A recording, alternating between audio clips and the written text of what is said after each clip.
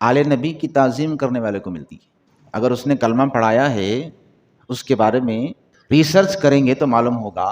اس نے یہ بھی تو کہا نا، نبی علیہ الصلوۃ والسلام مر کر مٹی میں مل گئے، آج محمد علیہ الصلوۃ والسلام بھی امت کی مدد نہیں کر سکتے۔ جب ایسا بولنے والا اگر ہزاروں کو کلمہ پڑھا رہا ہے تو اس کا کلمہ پڑھانے والا کوئی کام آنے والا نہیں ہے، نہ کلمہ پڑھنے والے کامیاب ہوں گے نہ پڑھانے والا کامیاب ہوگا، تعلق ہی نہیں ہے کوئی اس کا۔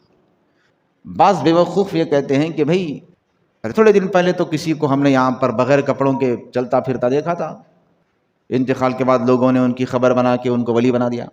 برہان شاہ قبلہ ہے نا رحمۃ اللہ علیہ، ان کے بارے میں بعض لوگ بے ادبی کرتے ہیں، گستاخی کرتے ہیں کہ بھئی وہ برہانہ رہتے تھے، بھئی برہانہ پھرتے تھے، ہم دیکھے انتقال کے بعد لوگ ان کی مزار بنا کے غلاف چڑھا کے ان کو ولی بنا دیے۔ ایسا نہیں ہے، وہ جو برہانہ رہتے تھے نا، برہانے کا مطلب کیا ہے معلوم آپ کو؟ پورے برہانہ نہیں، جو بھی ولی برہانہ رہتا تھا اگر آپ سنیں تو یہ مت سمجھیے کہ بغیر کپڑوں کے رہنے والے کو برہانہ بولتے، نہیں، وہ کمر کے نیچے، ناف کے نیچے سے گھٹنے کے نیچے تک کا جو حصہ رہتا تھا نا، اس کو چھپا کے رکھتے تھے کپڑے سے، اوپر کا حصہ کھلا رہتا تھا، سینے پہ کپڑا نہیں ہوتا تھا، اس کو نیم برہانہ بولتے۔ ایسا رہنے والا ولی ہو سکتا؟ ایسا صحابہ بھی رہتے تھے۔ ایک صحابی حضور صلی اللہ علیہ وسلم کے پیچھے نماز پڑھتے تھے، نماز پڑھ کے رکتے نہیں تھے، فوری چلے جاتے تھے گھر کو۔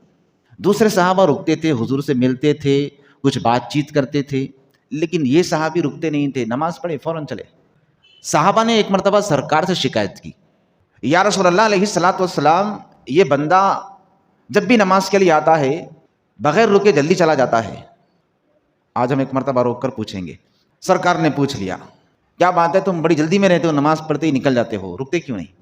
عرض کرنے لگے، یا رسول اللہ علیہ الصلوۃ والسلام، میں شادی شدہ ہوں، میری ایک بیوی ہے، اور ہم دونوں کے پاس آنکھ ڈھکنے کے لیے ایک ہی چادر ہے۔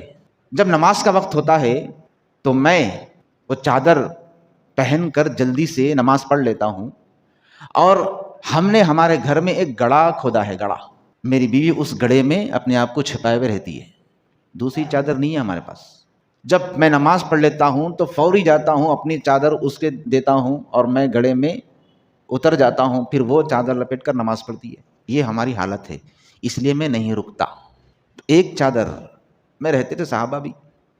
صدیق اکبر رضی اللہ تعالیٰ عنہ، غار ثور کا واقعہ مشہور ہے نا، سوراخ دیکھے آپ نے، حضور کو اندر بلانے سے پہلے وہ سوراخ بند کیا۔ کس سے بند کیا؟ آپ کے پاس دو چادریں تھیں، ایک چادر تہبند، ایک چادر سینے پر اڑے ہوئے تھے، تو جو چادر سینے پر تھی نا، اس چادر کو پھاڑ پھاڑ کر سوراخ بند کیا۔ اب حضور کو بلایا نا، تو اس حال میں تھے کہ اوپر کا حصہ کھلا تھا، برہانہ تھا، نیچے کا حصہ ڈھکا ہوا تھا، تہبند پہنے ہوئے تھے صدیق اکبر رضی اللہ تعالیٰ عنہ۔ اس حال میں تو کیا ان کو صحابیہ سے نکال دیں گے برہانہ رہتے تھے بول کے؟